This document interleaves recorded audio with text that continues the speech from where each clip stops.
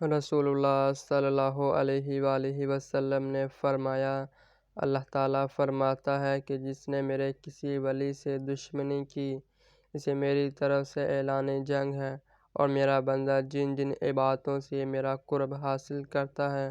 اور کوئی عبادت مجھ کو اس سے زیادہ نہیں ہے جو میں نے اس پر فرض کی ہے، یعنی فرائض مجھ کو بہت پسند ہے، جیسے نماز، روزہ، حج، زکوٰۃ، اور میرا بندہ فرض ادا کرنے کے بعد نفل عبادتیں کر کے مجھ سے اتنا نزدیک ہو جاتا ہے کہ میں اس سے محبت کرنے لگ جاتا ہوں۔ پھر جب میں اس سے محبت کرنے لگ جاتا ہوں تو میں اس کا کان بن جاتا ہوں جس سے وہ سنتا ہے، اس کی آنکھ بن جاتا ہوں جس سے وہ دیکھتا ہے، اس کا ہاتھ بن جاتا ہوں جس سے وہ پکڑتا ہے، اس کا پاؤں بن جاتا ہوں جس سے وہ چلتا ہے، اور اگر وہ مجھ سے مانگتا ہے تو میں اسے دیتا ہوں۔ اگر وہ کسی دشمن یا شیطان سے میری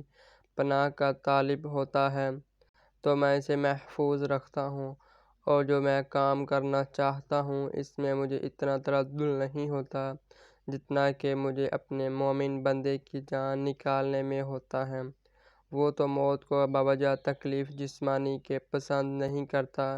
اور مجھ کو بھی اسے تکلیف دینا برا لگتا ہے۔